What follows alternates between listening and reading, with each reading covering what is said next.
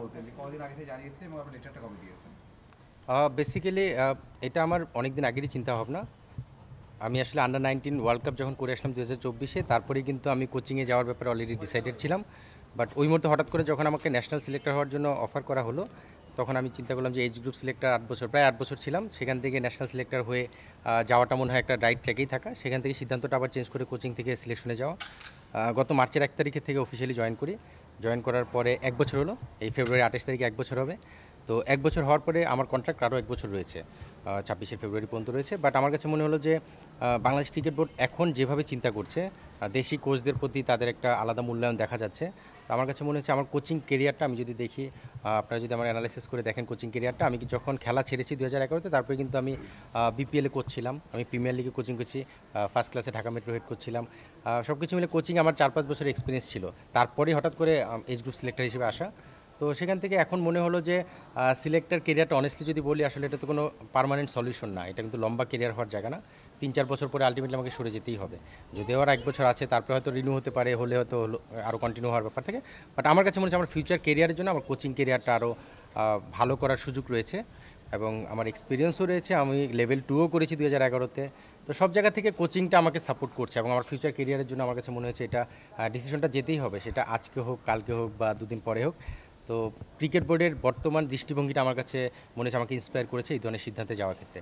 সেক্ষেত্রে এই সিদ্ধান্তটা নেওয়া। ভাইয়া একদিক থেকে খুবই ভালো একটা সিদ্ধান্ত আপনি বললেন, তবে এমন সময় বললেন অনেক প্রশ্ন চলে আসে, মানে অনেকে ভাবে যে অবশ্যই অবশ্যই প্রশ্ন থাকতেই পারে। অনেকে পদত্যাগ করে না, যে নির্বাচক আগেও ছিলেন, কখনো পদত্যাগ করে না, নিজ থেকে সিদ্ধান্ত নেয় না। আপনি অবশ্যই ব্যাখ্যা করেছেন কেন আপনি করেছেন। তারপরেও আপনি তো কোনো সময় মানে ডিফিকাল্টিস ফেস করেননি, এমন কিছু করেন মানে হয়নি যে আপনি পদত্যাগ করবেন, বোর্ড থেকে তো এমন কিছু হয়নি, বা আপনার সাথে কোনো সমস্যা হয়নি নাকি? না, আলহামদুলিল্লাহ আমি প্রায় 9 বছর, 4 মাস কম 9 বছর এজ গ্রুপ সিলেক্টর এবং ন্যাশনাল সিলেক্টর মিলে, এই 9 বছরে আমি যখনই ক্রিকেট বোর্ডের কোনো মিটিং অ্যাটেন্ড করেছি, সেটা আমাদের ডিরেক্টর হোক, চেয়ারম্যান হোক, বোর্ড প্রেসিডেন্ট হোক, বা আমাদের নিজেদের সিলেকশন মিটিংয়ে, আমি কখনো কোনো নেগেটিভ কোনো কিছু আমার ব্যাপারে পাইনি।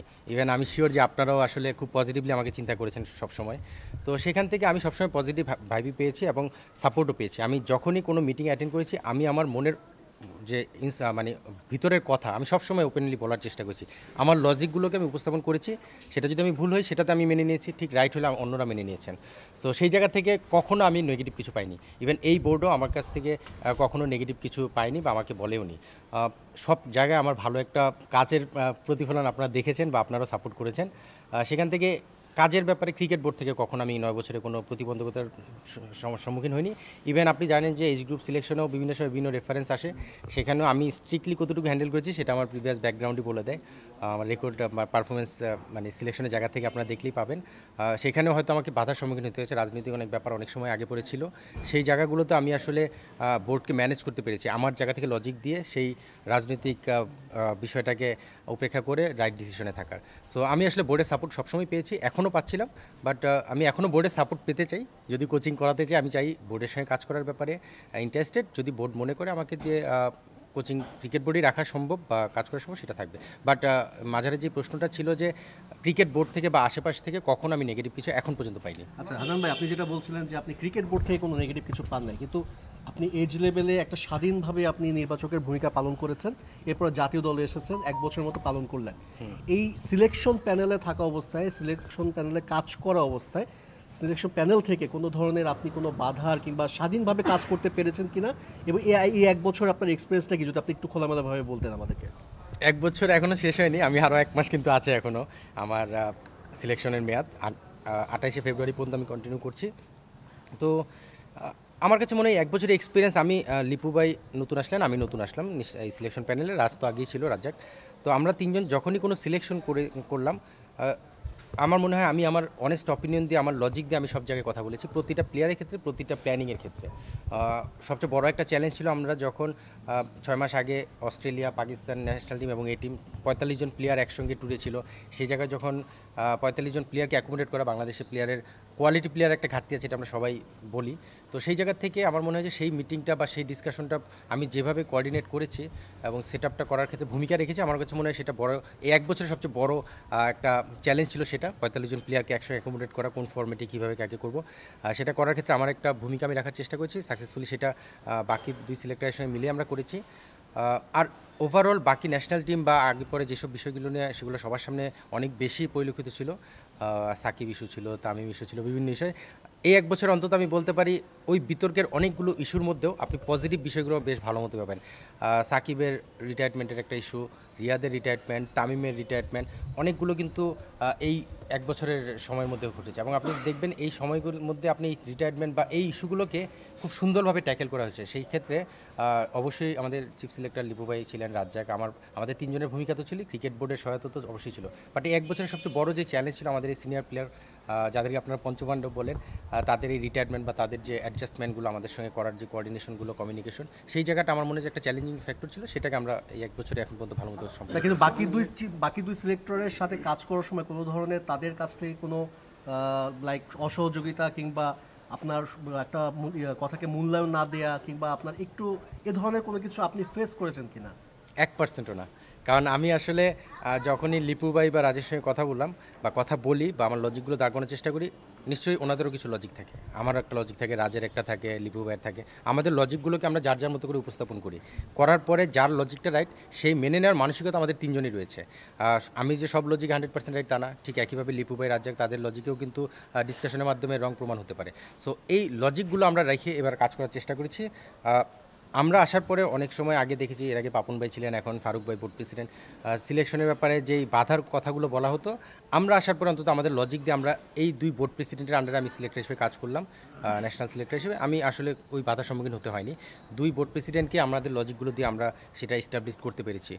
আপনি দেখবেন যে T20 ওয়ার্ল্ড কাপও একটা অনেক বড় ইস্যু ছিল, একটা ইস্যু ছিল, সেগুলো আপনি দেখবেন যে আমরা যেখানে ছিলাম আমরা সেখানে স্ট্রিক্ট ছিলাম, বিকজ আমাদের লজিক সেখানে ছিল। এবং এই দুজন সিলেক্টর এবং আমরা মিলে যেই লজিকগুলো আমাদের নিজেদের মধ্যেই অনেক কথা কাটাকাটি অনেক কিছু হতো, যে লজিকের জায়গায়, সেখান থেকে এসে আমরা এক জায়গায় আসতাম। বাট আমাদের আসলে আমার জায়গা থেকে আমি খুব বেশি ব্যাকফুটে যেতে হয়নি, আমার লজিকগুলো আমি স্ট্রংভাবে উপস্থাপন করতে পেরেছি এবং যেটা আমার প্রিভিয়াস হিস্ট্রিও বলে আমি সেখানে স্ট্রং ছিলাম, আমার লজিকগুলো আমি সেভাবে দাঁড় করি। কারণ আসলে এখানে একটা এক্সপিরিয়েন্সের বিষয় কি, লজিক আপনি দাঁড় করানোর পিছনে আপনার পিছনে স্টাডি করতে হয়, সেই স্টাডিটা আমি মনে হয় করেই যেতাম, যার কারণে আমার লজিকগুলো আমি স্ট্রংলি উপস্থাপন করতে পারতাম। সো ওনাদের দুজনের সাথে আমার কখনো কোনো বাধা নেই। আনন্দ ভাই, আবার কোচিংয়ে ফিরছেন আবার আপনি, তো আমরা পরবর্তীতে কোনো ক্লাবের সাথে চুক্তিবদ্ধ হয়েছেন কিনা? এটা ভালো কোশ্চেন, কারণ আসলে এরপরে কি, এরপরে আমি প্রিমিয়ার লিগে কোচিং দিয়ে শুরু করার প্ল্যান আমার। প্রিমিয়ার লিগে আমার কিছু টিমের সঙ্গে কথা চলছে, এখন আমি ফাইনাল করিনি। তবে আমার লক্ষ্য থাকবে একটা ভালো টিমে যদি কোচিং করাতে পারি সেটা আমার কেরিয়ারের জন্য ভালো। আমি ভালো বলতে কোনো টিমকে ছোটো বড় আমি বলতে পারছি না, বাট কাগজে কলমে কিছু টিমকে দেখলেই বোঝা যায় এই টিমের কম্বিনেশনটা হয়তো ভালো। সেই জায়গা থেকে আমার নজরটা থাকবে একটা ভালো টিমে কাজ করা। সো প্রিমিয়ার লিগ দিয়ে আমি কোচিংটা ইনশাল্লাহ শুরু করতে চাই।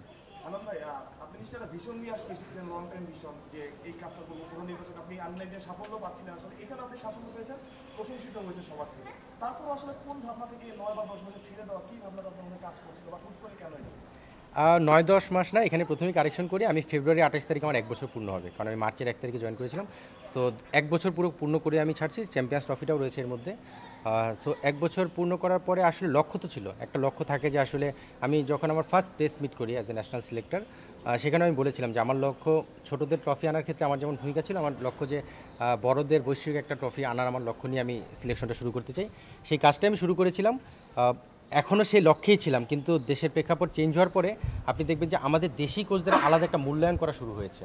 সেটা আমাকে ইন্সপায়ার করেছে কোচিংয়ে আসার ক্ষেত্রে, কারণ আলটিমেটলি আমি ন্যাশনাল সিলেক্টর হওয়ার পেছনেও যে লক্ষ্যটা ছিল আমি 4 বছরের বেশি এখানে কন্টিনিউ করবো না, মানে 2 বছর আমাকে এখন কন্ট্রাক্ট হয়েছে 26 ফেব্রুয়ারি পর্যন্ত, হয়তো আমি 28 ফেব্রুয়ারি যদি রিনিউ করে ক্রিকেট বোর্ড সেটা 4 বছর করবো। 4 বছর পরে আমাকে মুভ অন করতে হবে ডিফারেন্ট জায়গায়, সেটা কোথায় সেটা তখন দেখা যেত।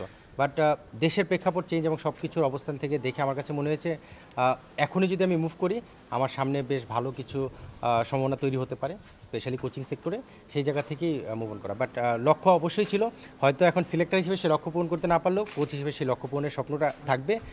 আর যাদের সঙ্গে আমি সিলেকশনেও এখন অ্যাটাচ রয়েছি, নিশ্চিতভাবেই কোচিংয়ে থাকলেও তাদের সঙ্গে অ্যাটাচমেন্ট আমার থাকবে। আমি যাদেরকে বলতে চাচ্ছি আপনারা নিশ্চয়ই জানেন, সেই প্লেয়াররাও এখন বাংলাদেশ টিমে রয়েছে, বাংলাদেশ টিমের আশেপাশে বিভিন্ন জায়গায় রয়েছে, তারাও চায় যে কোচিংয়ে না থাকলেও, সিলেকশনে না থাকলেও আমি যেন কোচিংয়ে তাদের পাশে থাকি এবং তাদের সঙ্গে আমার কমিউনিকেশন হচ্ছে। এই কোচিং এই 10 মাস বা 11 বা 12 মাসে আপনার কাছে স্মরণীয় ঘটনা কোনটা, এমন কোন ঘটনা যেটা আসলে আপনি মনে করেন না ঘটলেও পারতো না হলেও পারতো? স্মরণীয় ঘটনা আসলে সাকিবের রিটায়ারমেন্টটা যদি দেশ থেকে হতো এটা মনে হয় একটা স্মরণীয় ঘটনা বলা যেতে পারে, কারণ সেই টিম অ্যানাউন্সমেন্টটা, সাকিবের সেই অ্যানাউন্সমেন্টটা আমার মুখ থেকে এসেছিলো যে স্কোয়াডে ছিল, তারপরে দেশে আসতে না পারা, সেই জায়গাটায় আমার মানে লাস্টে একটা মিলেনি আর কি। আমি অ্যানাউন্সমেন্ট করলাম সাকিব টিমে আছে, তারপরে সাকিব এসে রিটায়ারটা করতে পারলো না, সেটা একটা অপরিপূর্ণতা থেকে যায় আমার সিলেকশনের জায়গা থেকে। আর চ্যালেঞ্জ যেটা আমি একটু আগে বলেছি যে অস্ট্রেলিয়ায় পাকিস্তানি এই টিম, পাকিস্তানি টেস্ট টিম, এই তিনটা টিমকে একসঙ্গে কোঅর্ডিনেট করার ক্ষেত্রে 45 জন প্লেয়ারকে অ্যাকোমোডেট করার ক্ষেত্রে সেই জায়গায় আমাদের একটা বড় চ্যালেঞ্জ ছিল, বিকজ পেস বোলারদের বেশ কিছু ইনজুরির সমস্যা ছিল। সেই 45 জনকে কোন ফর্মেটে কীভাবে অস্ট্রেলিয়া থাকবে, সেখান থেকে এসে পাকিস্তানে যাবে, পাকিস্তান থেকে টেস্ট টিমে যাবে, এই কোঅর্ডিনেশনটা কমিউনিকেশনটা করাটা খুব একটা চ্যালেঞ্জ ছিল। সেটা আমার মনে হয় যে খুব ভালো একটা কাজ ওই মুহূর্তে আমরা করেছিলাম। বিসিবির সঙ্গে কথা হয়েছে কিনা, বিসিবি আপনার এই পদত্যাগটাকে কিভাবে দেখছে? বিসিবির সঙ্গে স্বাভাবিকভাবে আমি কিন্তু এটা বেশ 3 মাস যাবতই আলোচনা করছি। আমার নাজমুল আবেদিন ফাহিম স্যার, ফাহিম সিনহা, সবার শেষে ফারুক ভাই আমাদের প্রেসিডেন্ট, ওনার সঙ্গে আমি কথা বলেছি। সবার সঙ্গে কথা বলে আমি সিদ্ধান্তটা নিয়েছি এবং আমার কোচিংয়ের ভিশনটা বা আমার কোচিংয়ের লক্ষ্যটা নিয়ে আমি আলোচনা করেছি। সেই লক্ষ্যটা ওনারা যদি মনে করে যে আমি ফুলফিল করার মতো অ্যাবিলিটি আমার আছে বা আমি ক্যাপাবল, যদি ক্রিকেট বোর্ড আমার ব্যাপারে চিন্তা করে সে ব্যাপারে আমি পজিটিভ চিন্তা করতে পারি। আর যদি ক্রিকেট বোর্ড মনে করে যে না এই মুহূর্তে না, তাহলে আমাকে হয়তো ডিফারেন্টভাবে চিন্তা করতে হবে। সেই চিন্তাটাও আমি কিছুটা যে করিনি তা না, আমি সেটা চিন্তা ভাবনা করেই তারপর ডিসিশনটা মেক করেছি। আচ্ছা বড় ভাই, মানে এই ডিসিশনটা আসলে আপনি কবে থেকে নিয়েছেন, হুট করেই নিলেন কিনা, কিংবা মানে কবে থেকে এইটা আপনার মাথায় যে আপনার এই প্রফেশনটা ছেড়ে কোচিংয়ে আসা দরকার? মানে ট্রিগারটা করছিল কখন আর কি? এটা আমি বেসিক্যালি বেশ অনেক আগে থেকে আমার ইচ্ছা ছিল, বাট আমি যখন এজ গ্রুপ করলাম লাস্ট আন্ডার-19, আমি শুরুতেই বলেছি যে আন্ডার-19 2024 ওয়ার্ল্ড কাপটা যখন আমি করে আসলাম, করে আসার পরে কিন্তু আমি অলরেডি কোচিংয়ের জন্য ডিসাইডেড ছিলাম। তার কিছুদিন পরে কিন্তু বোর্ড মিটিং হয়। সেই বোর্ড মিটিংয়ে যখন আমাকে অফার করা হয় ন্যাশনাল সিলেক্টরের জন্য, আমি মনে করলাম যে এজ গ্রুপ থেকে কন্টিনিউ প্রসেসে ন্যাশনাল সিলেকশন সেই জায়গাটাও কন্টিনিউ করা যেতে পারে, সেই জায়গা থেকেই করা। তারপরে গত 3 মাস যাবত, মানে এই বোর্ড চেঞ্জ হওয়ার পরে আপনি দেখবেন যে গত 3 মাসে বেশ কিছু পরিবর্তনের হাওয়া দেখা গিয়েছে। সেটা কোচিংয়ে হতে পারে, চিন্তা ভাবনায় হতে পারে, বা কী বিষয়ে বা বেশ কিছু অ্যাক্টিভিটিসে। সেখান থেকে আমাকে জিনিসটা আর একটু আবার নাড়া দেয় যে আমার মনে হয় এখনই চিন্তা ভাবনা করার সময় এসেছে। সেই চিন্তা থেকেই, এবং প্লেয়ারদের অনেস্টলি আমি প্লেয়ারদের সঙ্গে অ্যাজ এ সিলেক্টর যতটুকু কথা বলা দরকার, কমিউনিকেশন করা দরকার সেটা রয়েছে। সেই কনভারসেশন কমিউনিকেশনের মধ্যে কোচিংয়ের অনেক কিছু থাকে। সেটা 1-to-1 প্লেয়ার অনেকেই রয়েছে, আপনারা হয়তো অনেকের কথা জানেন, অনেকের কথা জানেন না। তাদেরকে গাইড করার ক্ষেত্রে ওই ভূমিকাটা আমি আসলে ফোনে বা দূর থেকে কমিউনিকেশনের মাধ্যমে করি। আমার কাছে মনে হয়েছে যে তাদের সঙ্গে আমি 1-to-1 কাজ করার যে সুযোগটা, হাতে ব্যাটে বলে কাজ করার যে সুযোগটা, মাঠে যে কাজ করার সুযোগটা, সেটা আমি অনেকদিন যাবত মিস করছিলাম। যেটা ফোনের মাধ্যমে করছিলাম, সেই জায়গাটা মনে হচ্ছে যে আমি তাদের সঙ্গে ডিরেক্ট কাজ করার সুযোগটা পাবো। কারণ অনেস্টলি আমি সিলেক্টর হওয়ার পরে আমি কখনো কোনো কোচের কোচিং মেথডে বা কোচিংয়ের মধ্যে যে কখনো হ্যাম্পার করার চেষ্টা করিনি। এটা কোচরা পছন্দ করেন না, খুব পজিটিভলি নেনও না, এটা ফ্যাক্ট। সো সিলেক্টর হিসেবে সেটা করাটা আসলে কোনো রাইটস নেই আমার। তো আমার মনে হয়েছে তাদের সঙ্গে আমি যদি কাজ করতে পারতাম ডিরেক্ট, সেটা আরও বেশি ভালো হয় সেই জায়গা থেকে। সো ওভারঅল আমার মনে হয় যে গত 3 মাস যাবত আমি এটাতে আরেকটু চিন্তাভাবনা গোছানো শুরু করি যে কীভাবে করা যেতে পারে। এই 3 মাসের মধ্যে আমি বোর্ড যদি আমার ব্যাপারে পজিটিভ হয় আলহামদুলিল্লাহ, যদি নাও হয় সেক্ষেত্রে আমার কী হতে পারে সেই জায়গাটাও গুছাতে হয়েছে। এই 3 মাসের মধ্যে আমি সেই কাজগুলোও করেছি, করে তারপর গুছিয়ে তারপরে সিদ্ধান্তটা নিই। ভাই আপনি বলছিলেন যে কোচিংয়ের বিষয়টা, যে আপনি হয়তোবা সামনে কোচিং করাতে চান, যদি না হয় অন্য একটা বিকল্প চিন্তাও করে রেখেছেন। আমরা কি, আপনি কি কখনো এরকমটা চিন্তা করেছেন কিনা যে যেহেতু বোর্ড একটা রিফর্ম হয়েছে, সামনে আরও হবে, ক্রিকেট বোর্ডে পরিচালক হিসেবে আসার এরকম কোনো চিন্তা ভাবনা আছে কিনা? একদমই না, কারণ পরিচালক হয়তো আলটিমেটলি সিলেকশনে থেকে তো একই রকম কাজ হচ্ছিল। আমি দূর থেকে কাজ করছিলাম, প্লেয়ারদের সাথে ডিরেক্ট কাজ করার সুযোগ ছিল না। ডিরেক্টর হলো তো আরও দূরে সরে যাওয়া, তো আমি তো চাই আরও কাছে যেতে। সেই কাছে যাওয়ার চিন্তা থেকে আমি উপরে এসি রুমে বসে না থেকে মাঠে যেয়ে কাজ করতে চাই। এখন যদি ডিরেক্টর হই, সেই এসি রুমের ডিস্টেন্সটা আর একটু বেড়ে যাবে, মানে সিলেক্টরের যে রুমটা সেটা ছেড়ে আরেকটা ডিরেক্টর রুমে চলে যাবে। এটার চিন্তা একদমই করি না, কারণ আমার কাছে মনে হয় আমার খুব সাকসেসফুল বা খুব ভালো বা খুব জ্ঞানী সেটা বলবো না, বাট আমার মধ্যে যতটুকু জ্ঞান আছে সেটা থেকে আমি মনে হয় ক্রিকেট কোচিংয়ে গেলে আমার কাছে মনে হয় বেশি ডেলিভার করতে পারবো। সেই চিন্তা থেকে আমার চিন্তা ভাবনা হয়তো সিলেকশনে আলহামদুলিল্লাহ সাকসেসফুলি করেছি এতদিন, বাট তার সঙ্গে কোচিংয়ের যে কিছু কাজ করার সুযোগ ছিল সেটা মাঠে যে করতে পারবো, বাট অন্য এর উপরে আর এই মুহূর্তে চিন্তা করছি না। আনন্দ ভাই, একটা প্রশ্ন। আপনি লাস্ট 3 মাস ধরে অনেক ভিডিও দিচ্ছিলেন আপনার ফেসবুক পেজে, এবং আমি জানি না আপনি এটা শুনেছেন কিনা, কানাঘুষো ক্রিকেট পাড়ায় ক্রিকেটারদের মধ্যেও চলছিল। এইটা ব্যাক অফ দ্য মাইন্ডে কাজ করছে কিনা? ক্রিকেটারদের এমনও একটা কথা ছিল যে যেহেতু তিনি এইজ লেভেল সিলেক্টর, তিনি এইজ লেভেল ক্রিকেটারদের নিয়ে বেশি ফোকাস, কারণ আপনি ভিডিও করছিলেন, আপনার যেহেতু কমফোর্ট জোন তাদের সঙ্গে, কিন্তু ক্রিকেটারদের মধ্যে একটু সিনিয়র ক্রিকেটারদের মধ্যে এই আলোচনাটা ছিল। এটা কি কোনো না কোনোভাবে আপনাকে ব্যাক অফ দ্য মাইন্ডে হিট করেছে? ছিল না কি এটাই তো জানি না। হিট করার জন্য তো আগে টাচ করতে হবে, তারপরে হিট করবে। তারা এরকম আলোচনা ছিল কিনা সেটাই তো জানি না। আমি ওইভাবে চিন্তা করিনি আসলে আমি আমার জায়গায় কতটুকু অনেস্ট, আমি আমার জায়গায় কতটুকু কীভাবে চিন্তা করি সেটার উপর ডিপেন্ড করবে আমার মানসিকতা। আমি আসলে এখানে সিনিয়র প্লেয়ার জুনিয়র প্লেয়ার বা কে কীভাবে চিন্তা করছে সেটা নিয়ে চিন্তা করি না। সেটা চিন্তা করলে আমি আজকে 9 বছর সিলেক্টর হিসেবে কাজ করতে পারতাম না, আমার নামে অনেক বিতর্ক আসতো। আপনি এই 8 বছরে আপনি এজ গ্রুপ সিলেকশনে আমার নামে বিতর্কর জায়গাটুকু খুঁজে দেখলে আমার মনে হয় না খুব বেশি পাবেন। তারপরে তো কিছু বিচ্ছিন্ন ঘটনা থাকে, সেটা অনেকেই বলতেই পারে তার যার যার জায়গা থেকে, বাট ওভারঅল যদি আপনি দেখেন আমার মনে হয় যে সেই ধরনের কোনো ঘটনা আপনি পাবেন না। ন্যাশনাল সিলেক্টর হিসেবে 1 বছরে মনে হয় না সেই ধরনের কিছু হয়েছে। সো আমার মনে হয় না কে কীভাবে চিন্তা করে সেটার চেয়ে বড় কথা আমি কতটুকু কীভাবে চিন্তা করছি, এবং আমি যদি রাইট হই সেই জায়গায় আমাকে মনে হয় কেউ পিছনে ঠেলতে পারবে না। সো গত 3 মাসের ভিডিও বা এইসব বিষয় নিয়ে আমি খুব বেশি চিন্তা করি না, আমার কাছে যেটা রাইট মনে হয় আমি সেটাই করেছি। একটা প্রশ্ন সেটা হচ্ছে যে যখন চুজ করতে যাচ্ছেন আসলে কোচিংয়ের জায়গা থেকে ফ্রম ন্যাশনাল সাইড কোনো অফার এই ইস্যুতে আসলে নির্বাচনের জায়গাটা ছাড়ছেন কিনা, আমি কোশ্চেনটা আরেকবার করবেন প্লিজ, সরি। কোনো অফার পেয়েছেন কিনা কিংবা কোনো প্রপোজাল দিয়েছেন কিনা যে আমি এটা বাদ ওইটা করতে চাই? আমি আমার যেখানে রিজাইন লেটারটা সাবমিট করেছি সেখানে অলরেডি আমি মেনশন করেছি আমি কোচিংয়ের আমার ট্র্যাকটা চেঞ্জ করতে যাচ্ছি। সেই ট্র্যাকটা চেঞ্জ করে কোচিংয়ে যেতে চাই।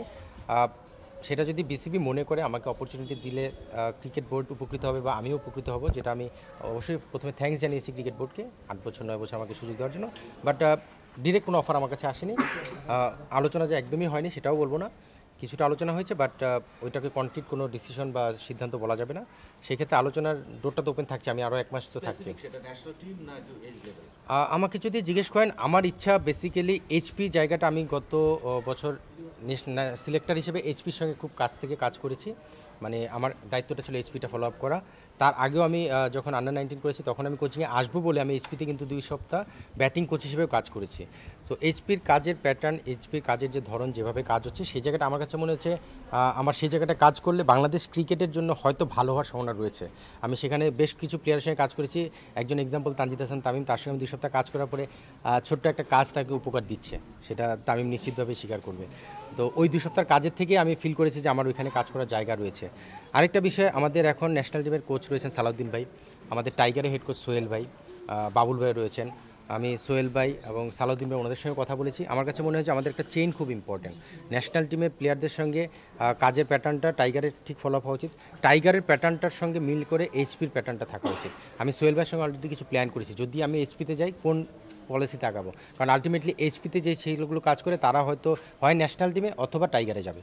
তো আমি যেই কাজটা করবো সেই কাজটার জন্য সোহেল ভাই টাইগারের সঙ্গে ম্যাচ আপ থাকে, দ্যাটস ভেরি ইম্পর্টেন্ট। যেটা ফরেন কোচ এবং দেশি কোচতে হলে একটা দূরত্ব থাকে, আমরা দেখেছি প্রিভিয়াসলি। সেই জায়গা থেকে আমার ইচ্ছা, আমার জন্য মনে হয় যে এইচপি একটা ভালো অপশন হতে পারে। যদি ক্রিকেট বোর্ড মনে করে, চিন্তা করেন, তাহলে আলোচনার জায়গা তো থাকবেই।